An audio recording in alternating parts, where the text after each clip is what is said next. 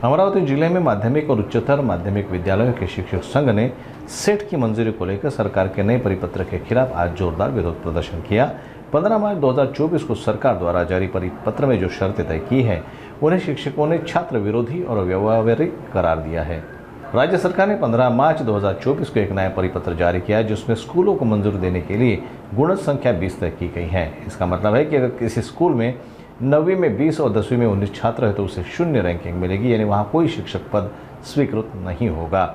इस व्यवस्था से खासतौर पर ग्रामीण इलाकों और पिछड़े वर्ग के छात्र बुरी तरह से प्रभावित हो सकते हैं। इसके खिलाफ आज अमरावती में शिक्षक संघ की ओर से विरोध प्रदर्शन किया गया। प्रदर्शनकारियों ने इस आदेश को रद्द करने की मांग की है। मांग पूरी न होने पर तीव्र आंदोलन का इशारा भी इस मौके पर दिया गया। आजचं आंदोलन हे 15 मार्च 2024 रोजी महाराष्ट्र शासनाने एक संच मान्यते संदर्भात एक GR काढलेला आहे। त्या GR मधल्या ज्या काही जाचक अटी आहेत, जाचक अटी म्हणजे आजच्या स्थितीमध्ये ग्रामीण डोंगराळ भाग स्लम एरिया यातील शहरातील दुर्गम भागातील शाळा बंद पडण्याच्या मार्गावर आहेत।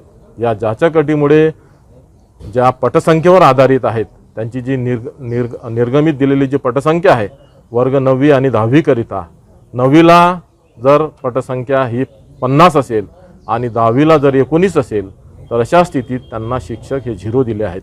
मग 50 विद्यार्थ्यांचं काय, कोण शिकवणार हा प्रश्न आता सगळ्या समाजापर्यंत सर्व शिक्षकांपर्यंत पुढे निर्माण झालेला आहे।